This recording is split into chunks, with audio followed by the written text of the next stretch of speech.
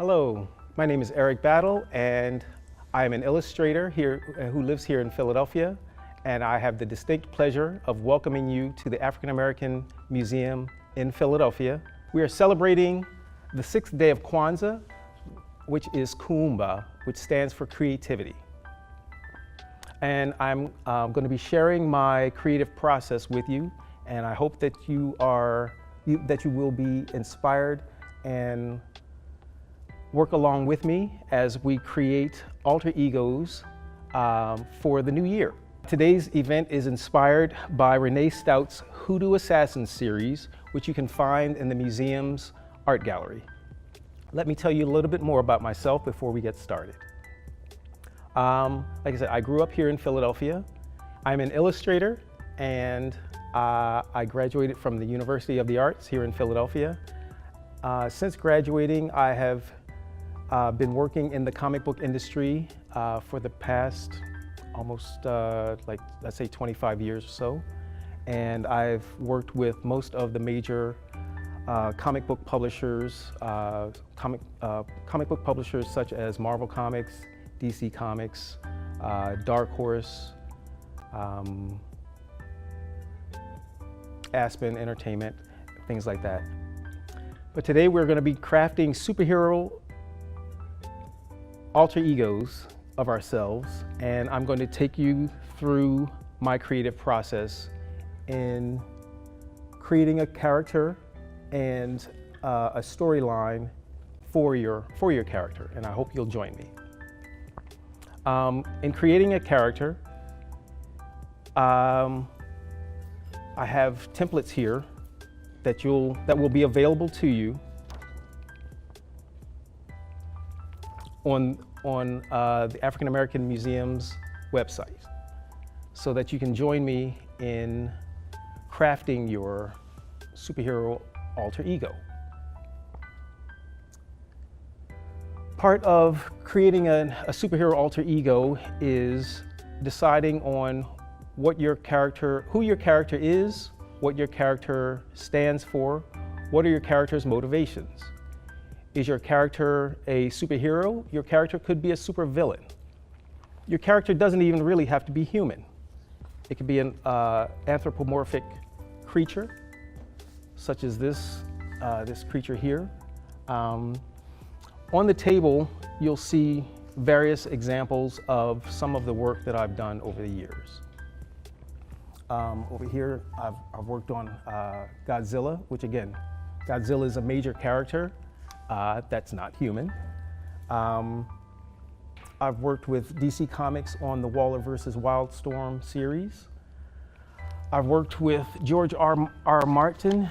You may know him from the House of the Dragon series and Game of Thrones, but he also has a long-standing series called Wild Cards.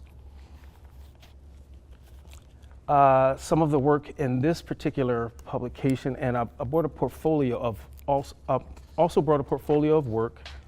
Some of this work is from Philadelphia's own L.A. Banks. She was an author of the Vampire Huntress novel series. So I have samples of work that I've done for her and various samples of the different character studies that I created for her particular characters. So I have some of the original designs and then some of the edited designs, because a lot of times in creating a character, you will want to do different versions of those characters and figure out which ones will work the best for you. So in creating a character, since we're creating alter egos of ourselves, I am going to recreate a version of myself, of a character that I created of myself when I was in high school. And I forgot to bring that version with me because I found it in an old sketchbook the other day. But I'm going to recreate that here with you. But again, you'll have templates available through AAMP's website to download and join me in sketching out a character. I am recreating a character character drawing of myself that I used to do when I was in high school. And I'm going to draw that version of myself when I still had huge glasses. And so again, just drawing the figure here.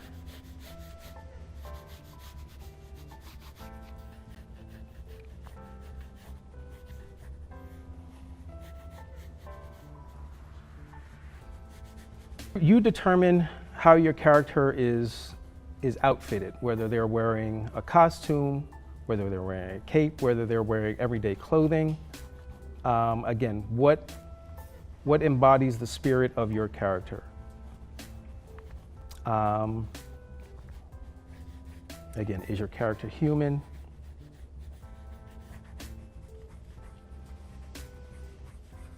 Is your character a good guy? Is your character a villain?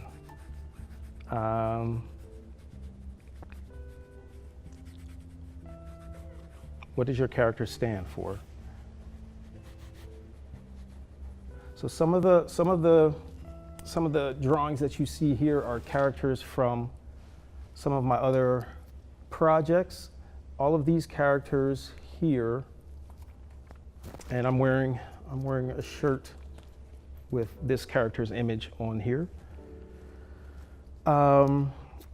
They all have symbols, Adinkra symbols, that embody at least 3 elements of each character's personality. So again, in creating a character of yourself, ask yourself, basically, who are you? You know, what do you stand for? What's your character's story? If the character isn't you, what does your character do? Where does your character live? Again, motivation. What are your character's motivations? And again, they can be, you know, in a fictional story, they can be anything that you want. So, you know, they can help you work through things. They can do all the things that you may not feel comfortable with doing yourself. That's all up to you, and that's the beauty of the creative process, is just having the ability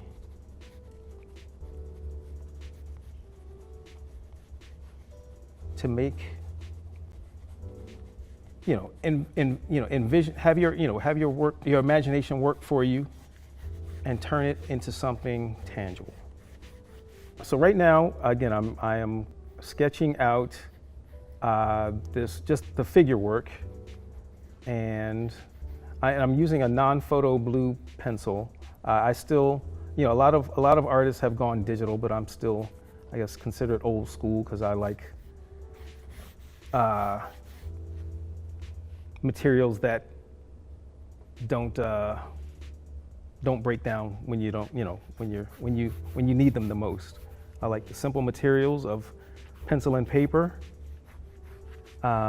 So again, right now I'm sketching out the figure, trying to get the get the anatomy right.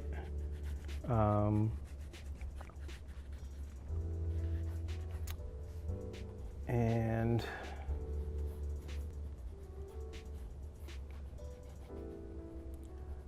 so when I used to draw this again, this version of myself in high school, I called myself the creator, and I used to carry this huge pencil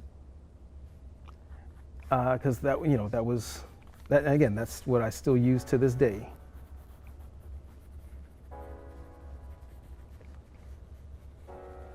Create a couple of dots there.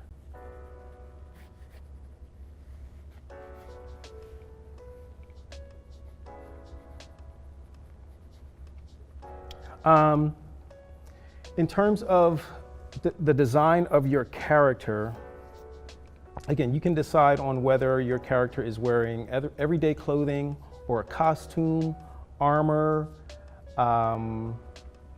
you know, high fashion clothing, whatever. That's all for you to decide. And it's about picking out distinguishing features for your character. I'll flip through some of these. And a lot of the work that you'll see here, so these were character designs for a project that I did a number of years ago called Antar. And these are some of the character designs for that particular publication. This was Antar as a child. This was his mother. And for these, you know, I had the time, you know, in the beginning to do color sketching, and that's what I did. And this particular creature I had a lot of fun with. And this creature appears later in one of the later editions of the book. But once I had this version of Antar that was decided on, and again, I went through various versions of designs for him, and I'm going to show you some of that. So in the end, we wanted versions of him as an adult. And again, I went through many, many versions.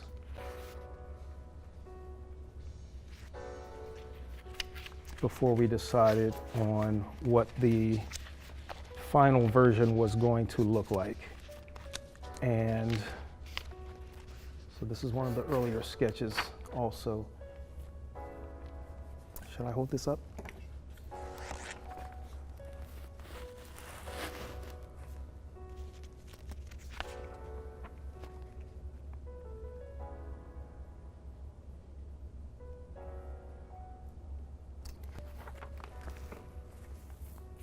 So when I was probably about like 6 or 7, I remember going to the corner store with my mother, and back in those days, there used to be a thing in the corner stores called a spinner rack, and the spinner rack that was in this particular store had comic books on them. So the first time that I ever saw a comic book, you know, I was just mesmerized by, again, the colors, the action, just the dynamics that were on the pages.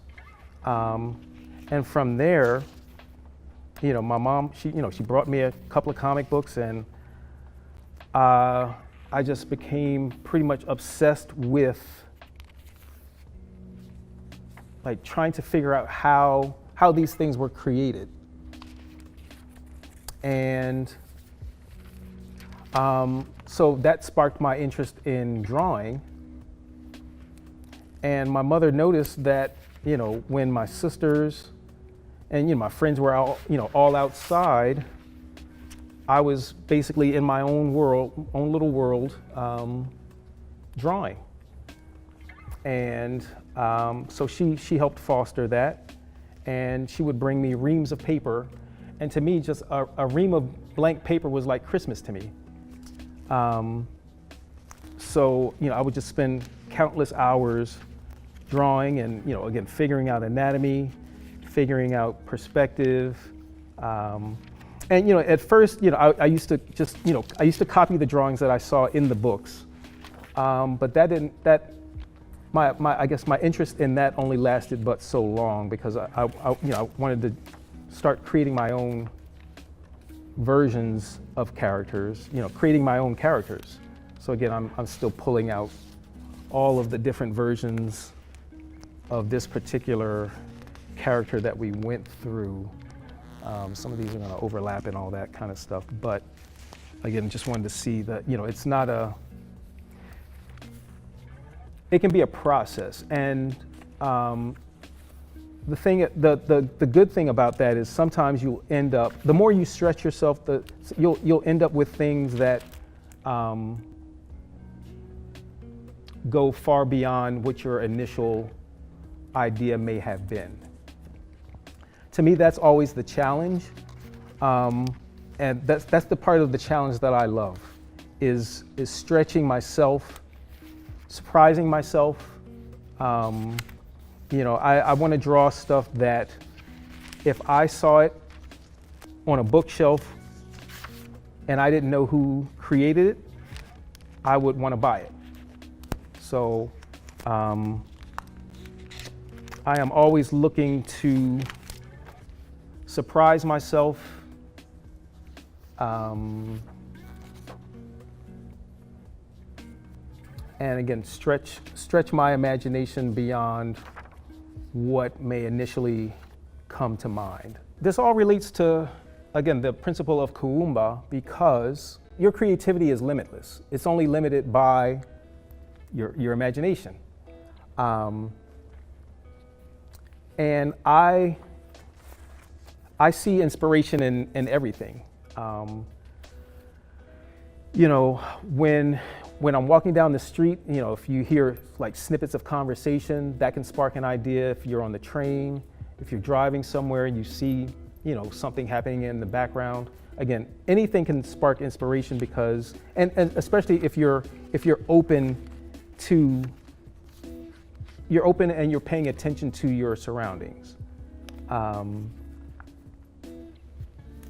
So again, and my thing, like creativity, it's the one thing that no one can take from you. If your superhero is going to be based on you,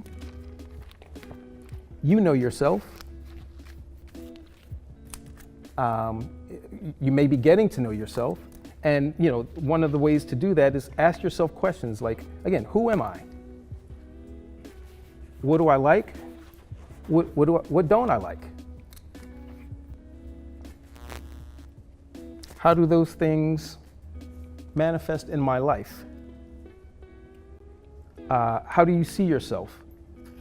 So also, with creativity, you can shape the way that you see yourself, and you also shape the way others see you.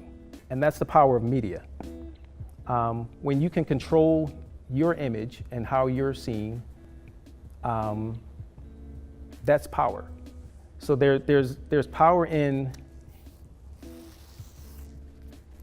how we envision ourselves, and if you don't use your powers per se in a positive manner, or if you don't take advantage of how you are perceived, you stand the chance of having others mold that image of you, and that may not necessarily be a good thing. Again, characters don't always have to wear capes.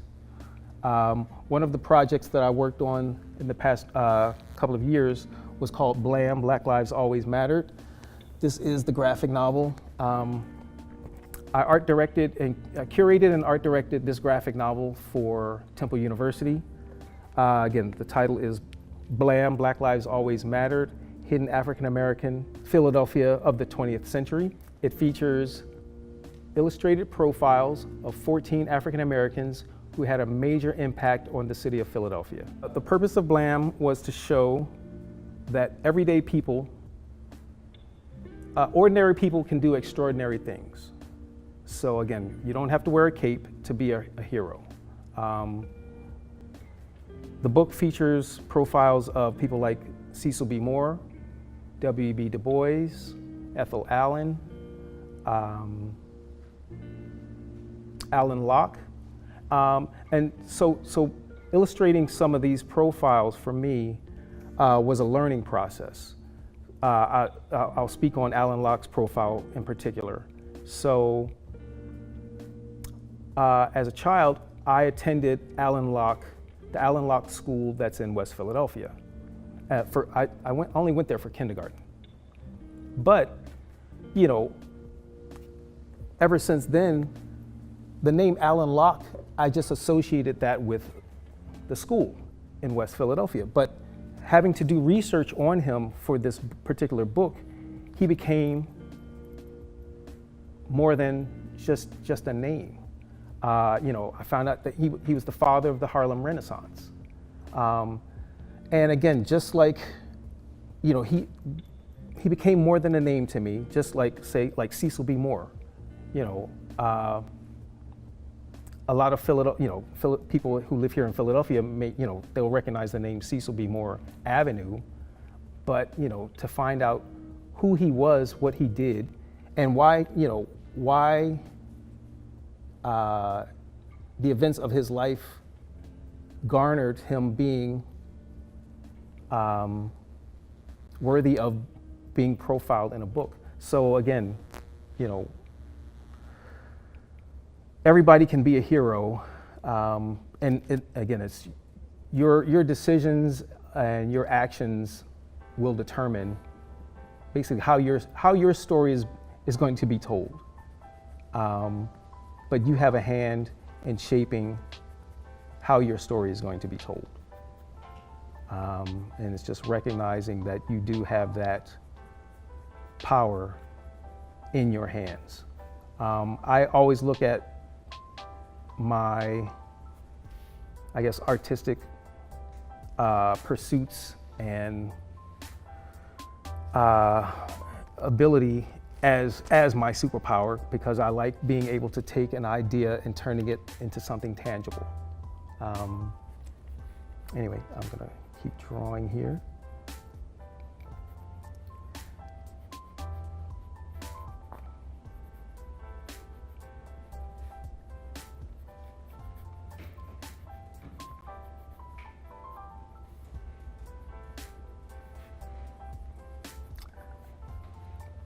You know, in creating the character of yourself. Now this, you know, I'm drawing an earlier version of myself, because at one point I used to have dreadlocks, but then, you know, I cut those off, but when I had them, I didn't realize that they had become, I guess, a distinguishing feature to my friends and other people who knew me at that particular time. I didn't realize, you know, how important that was to how people envisioned me until I cut them off.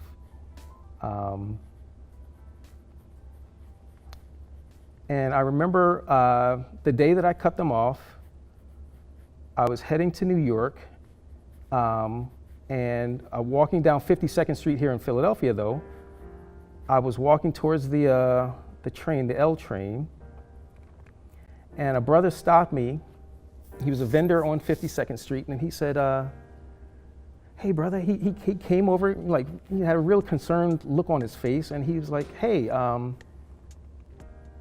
noticed you cut he called them my nature. I noticed you cut your nature off. And I was like, yeah, I did. He's like, you know, I guess he had seen me many times walking past or whatever.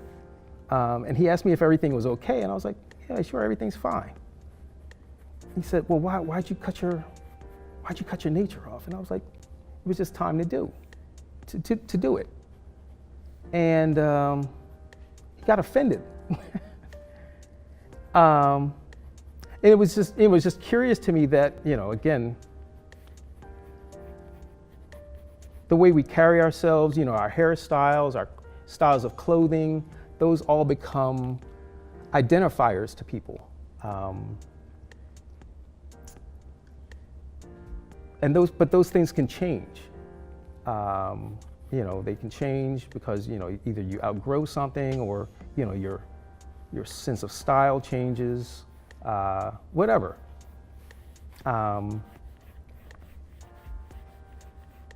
The benefits of finding your own inner superhero, again, to me is part of deciding how you move through your life.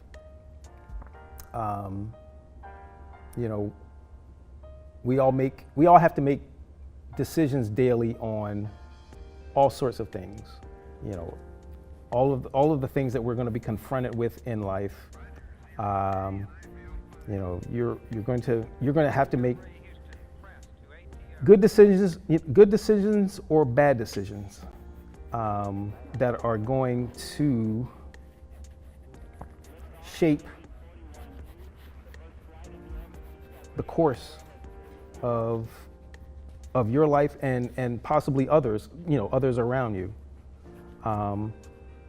So I don't know whether I'm idealistic, but you know, I always want to feel like, I hope that we're all thinking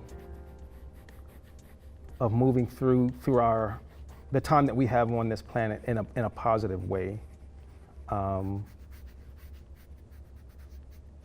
know, that's how I like to carry myself. You know, all I can do is hope that that's how others see me. But again, like alter egos, they're fun to have. You know, again, you know, you can explore the different aspects of your personality. You know, we all have many aspects of our personalities. You know, sometimes it depends on, you know, what kind of mood we're in. Just like, let's say, the Hulk, you know, was it Bruce Banner or whatever his name is, you know, when he's in his everyday life, you know, he's I guess a mild-mannered scientist. And when events occur that upset him, his alter ego of the Hulk emerges, and he works out whatever issues that he has. But again, is it a positive way or is it a negative way? So somehow, you know, he's still a protagonist in most of his stories. But really, you know, it's all about how that particular character, you know, deals with anger, frustration, and other things. Create your character's strong suit. You know, again, is that strong suit? What is it made of? Is it made of armor? Is it made of, again, whatever you want it to be? What does that strong suit look like? Again, does it have a cape? I'm going to draw a cape on here. You know, but capes have gone out of fashion for some reason. You know, and why is that? Again, my question: are they necessary?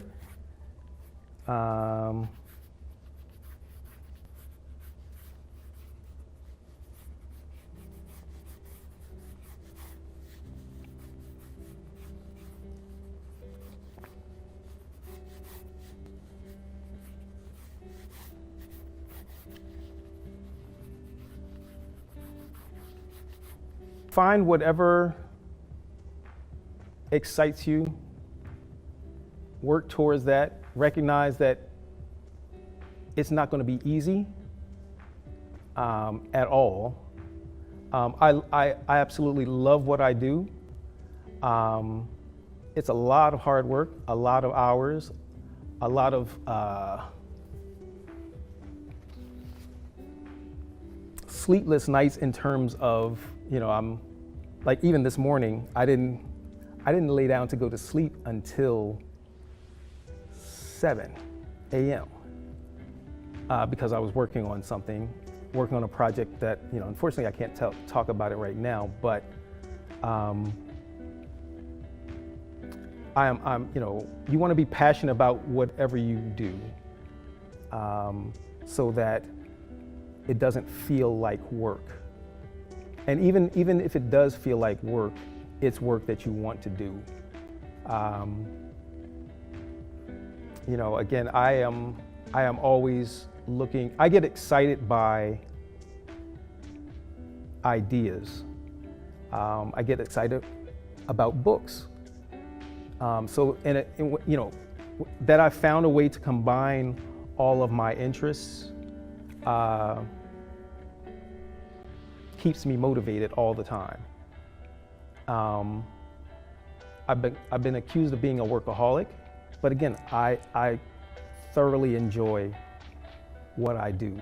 My main fear at times is not being able to do all of the things that I want to do.